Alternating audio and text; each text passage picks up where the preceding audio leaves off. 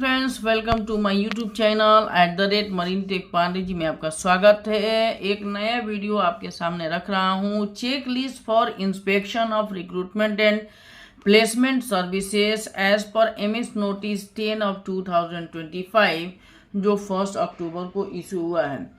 तो MS notice 10 of 2025 का एक छोटा सा वीडियो ऑलरेडी रखा है मैंने।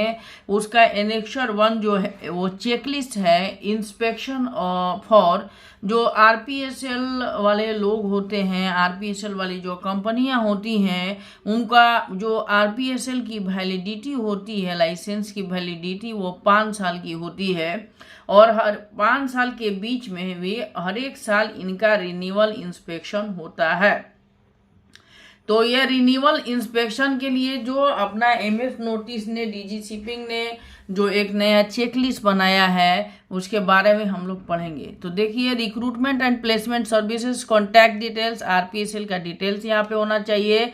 इसमें होगा है कि name of recruitment placement services with CIN number if applicable, RPSL license number, date of issue, date of expiry, number of seafarer employed presently on board. उसके बाद रजिस्टर ऑफिस देना है, पैन टाइम, आरपीएस नंबर डालना है, address of principal, place of business, operating office if not same as registered office. 3 number जो है आपको address of branch if any देना है, कॉन्टैक्ट डिटेल देना है, telephone, fax, email with official email I domain, website company का principal sale also भी accepted.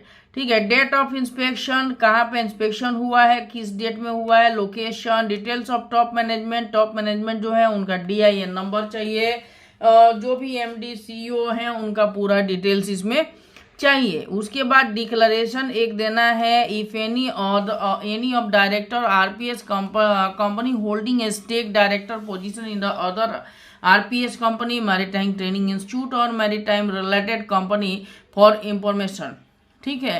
तो अगर एक डायरेक्टर जो है दूसरी कंपनी में भी किसी डायरेक्टर है या कोई इंस्टीट्यूट में डायरेक्टर है तो उनको एक डिक्लेरेशन यहाँ पे सबमिट करना है आरपीएसएल रिन्यूअल होने के पहले।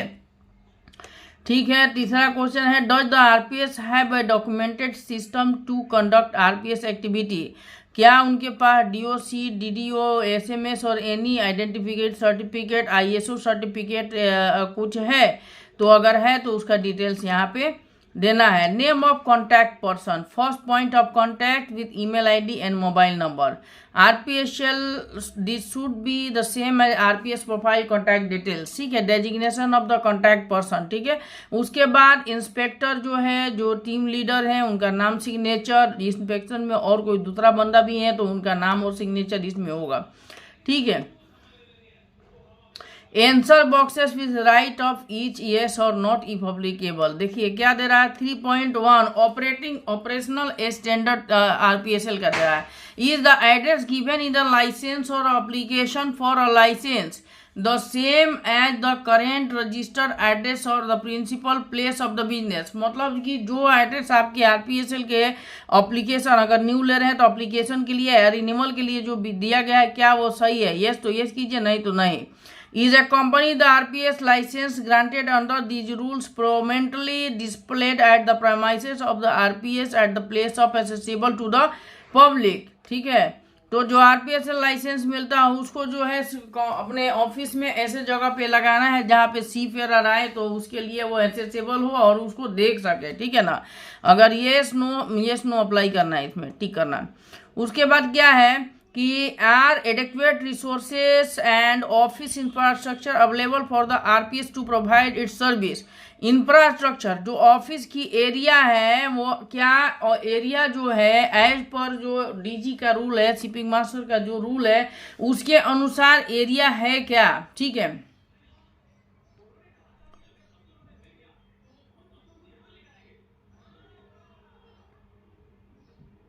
तो ठीक है।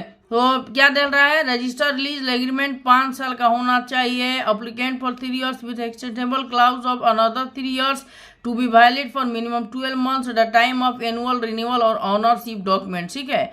Whether the following infrastructure facilities are commensurate and adequate with the number of seafarer under the देखिए पहले जो है चेकलिस्ट था, मैंने देखा था उसमें कंपनी के ऑफिस के बारे में डिटेल्स नहीं था। अभी वाले चेकलिस्ट में ये ऐड किया गया है। Engagement of the RPS agent, washroom facility है क्या, waiting area for seafarer available है क्या, working space of RPS employee, ये सारी चीज आपको दिखाना है। Space for storage of record unless maintain only in digital format, backup power supply where required, is commercial activity permitted in the premises as per the local municipal law. ठीक है, मतलब आपका लोकल म्यूनिसिपल का भी certificate चाहिए, गुमास्ता licence बोलते हैं दुकान के लिए, ऑफिस के लिए। Communication and IT infrastructure as applicable. देखिए minimum corporate area minimum carpet area for RPS activity, अगर आप साल में 50 सी फेयर बेचते हैं तो आपको 150 स्क्वायर फुट का एरिया चाहिए। 51 से 250 है तो 200, 251 to 500 400, 501 to 750 500, 751 to 1000 1000 square foot area है ये। एंड 1000 से ऊपर अगर सी फेयर भेजते हैं तो मिनिमम 2000 स्क्वायर फुट का एरिया आरपीएसएल एजेंसी के पास होना चाहिए। ठीक है उसके बाद देखिए, और उसके अनुसार उनको बैंक गारंटी जो है सबमिट करना है। ठीक है, the RPS service provider for recruitment and placement of the seafarer maintain up to date record of seafarer recruitment and flows through it. अब इसमें क्या दिखाना है, साइन ऑन आप दिखा सकते हैं, इमिग्रेशन दिखा सकते हैं, कैंसिल किया है इमिग्रेशन तो वो दिखा सकते हैं। ठीक है, उसके बाद क्या है, does the RPS provider for recruitment and placement ensure that its management and staff are adequately trained and have relevant knowledge of maritime industry to the extent of the duties assigned of them in the constant. ठीक है, responsibility authority and inter relation all of the personal working with RPS who manage perform verify work are defined. ठीक है, experience बंदा होना चाहिए।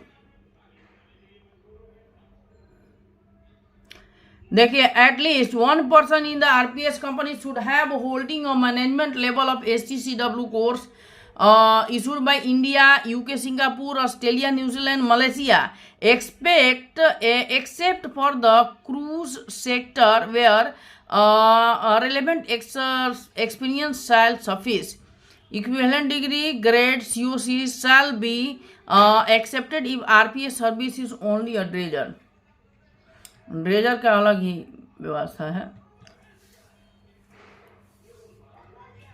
तो ये check list है, चेक लिस्ट में बहुत सारा है जो कि आप देख सकते हैं। Is there a record of RPS have explain to the seafarer of insurance cover available under MLC clause 2.5 and 4.2 how to invoke the same if required. ठीक है, the RPS ensure that seafarers recruited placed by it are informed of their right duties under their employment of agreement। SMS निकालना है, कोई भी सीफेयर आपके साथ join कर रहा है तो उसको ड्यूटी बताना है, उसकी सैलरी बतानी है, आपको ज्वाइनिंग बतानी है, ज्वाइनिंग डेट है और वेसल कहाँ मूव कर रहा है, ये सारा चीज उसको बताना है, राइट ऑफ ड्यूटीज। सीबीए उनको देना है, सीबीए कलेक्टिव बार्गेनिंग एग्रीमेंट भी उनको देना है सीफेयर को। अगर आरपीएस जो है एजेंसी किसी सीफेयर को रिक्रूट कर रहा है तो उनको पहले सीबीए दिखाना है, कलेक्टिव बार्गेनिंग एग्रीमेंट क्या है उनके यूनियन के साथ। ठीक है, उसके बाद रिपार्टेशन के बारे में बताना है, रिपार्टेशन कहाँ से कहाँ तक है। ठीक है, इसमें बहुत सारा चीज़ें जो है डीजी शिपिंग ने चेंज किया है। देखिए, review of abandonment against ship any of unattended case for more than 2 weeks, कोई रीजन है तो यहाँ पे बताना है। बैंक गारंटी वैलिड होना चाहिए and complaint with the number of job, जितना क्रू दिया उस हिसाब से बैंक गारंटी आपके होने चाहिए। ठीक है, does RPS service provider have a procedure to examine promptly and adequately and respond to any complaint concerning its activity and inform the Director General about the unresolved complaint। तो complaint अगर कोई जहाज से आ रहा है तो उसको रिजॉल्व करने का कोई आपके पास प्रोसीजर है, उसके बारे में देना है। ठीक है, बताना है। अगर रिजॉल्व नहीं होता है तो आपको डीजी शिपिंग के पास जाके रिपोर्ट करना है। ये फिर बैंक गारंटी के बारे में है।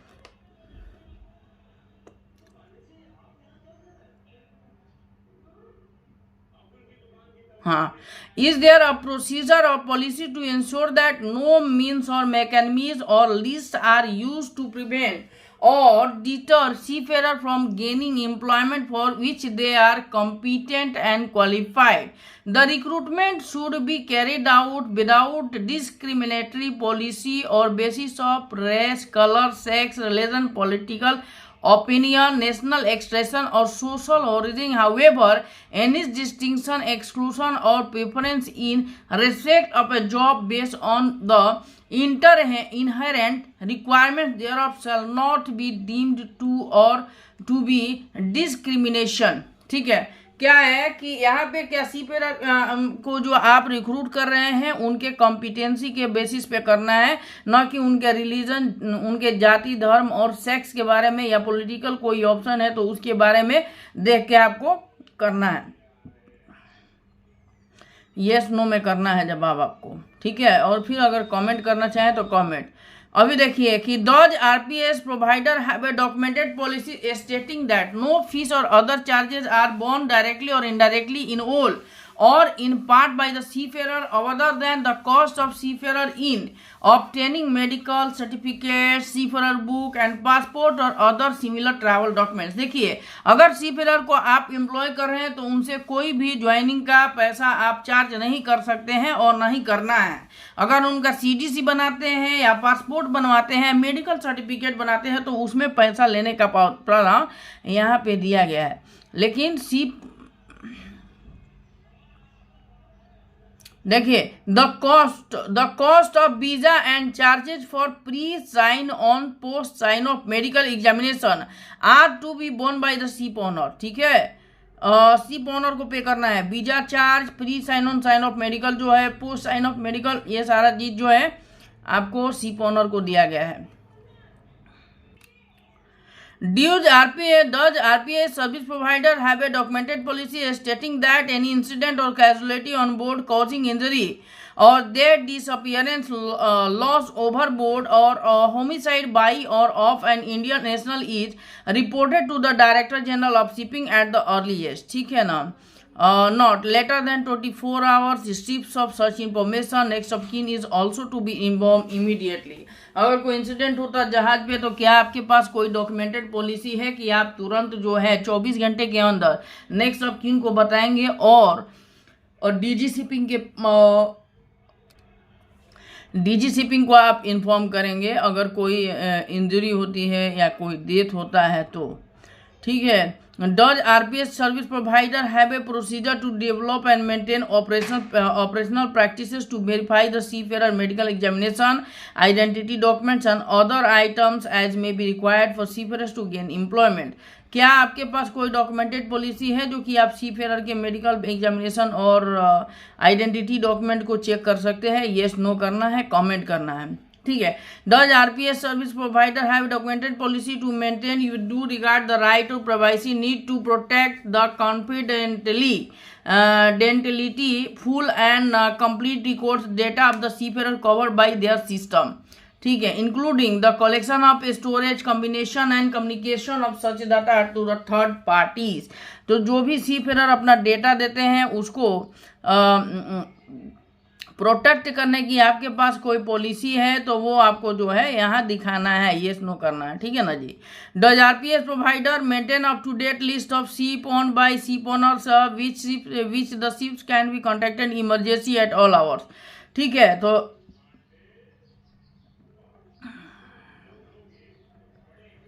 does the RPS have a documented policy procedure in placing stating that the seafarer will not be subject to exploitation by their personnel regarding offers of engagement and particular ships or by particular companies on a quid or pro quo basis? ये देखिए, does RPS have a documented policy procedure in place to prevent the opportunity for exploitation of seafarers arising from the issue of joining advance और any other financial transaction between ship owner and seafarer handle by RPSL. बहुत सारा चीज़ें हैं, बहुत सारा चीज़ इसमें add किया है, कमेंट्स डाला है कि आपको कमेंट्स रिप्लाई करना है।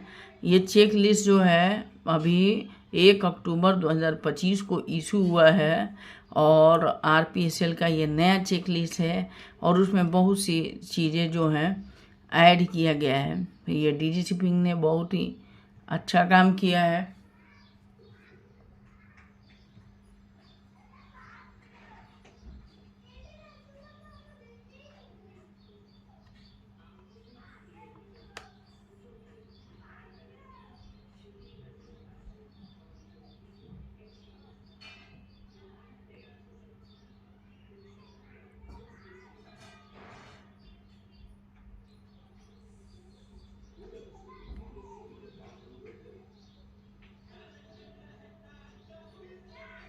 बहुत ही बड़ा है, 20 पेज का है, इसलिए थोड़ा इसको बड़ा के आपको दिखा रहे हैं।